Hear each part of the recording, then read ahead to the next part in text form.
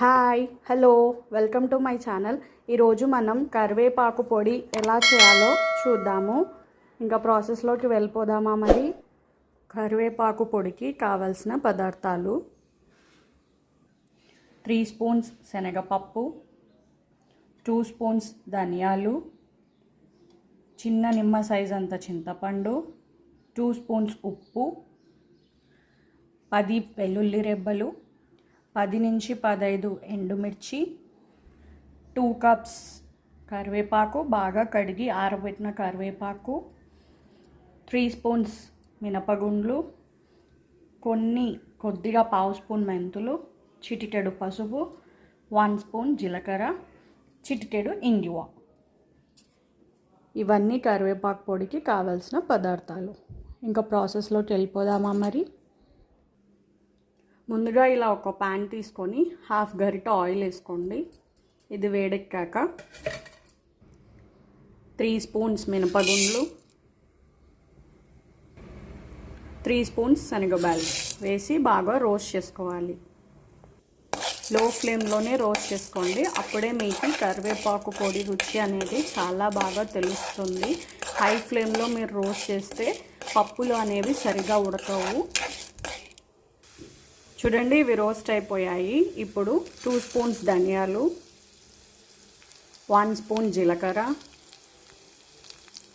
పావు స్పూన్ మెంతులు, చిటికెడు పసుపు, ఇవి కూడా 1 నిమిషం బాగా రోస్ట్ చేసుకోవాలి.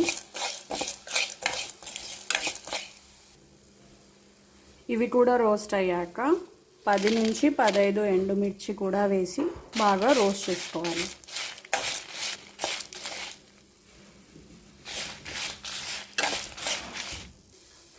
ఎండుమిర్చి వేగాక చిటికెడు ఇంగువ,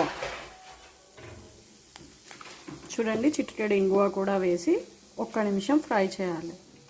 ఇప్పుడు 2 కప్పుల కరివేపాకుని బాగా కడిగి ఆరబెట్టిన కరివేపాకుని కూడా వేసి ఒక 1 మినిట్ బాగా ఫ్రై చేయాలి.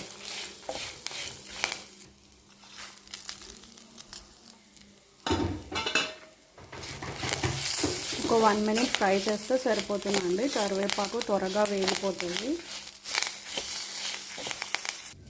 కరివేపాకు కూడా వేగిపోయిందండి. ఇంకా స్టవ్ ఆఫ్ చేసుకోవచ్చు మనము.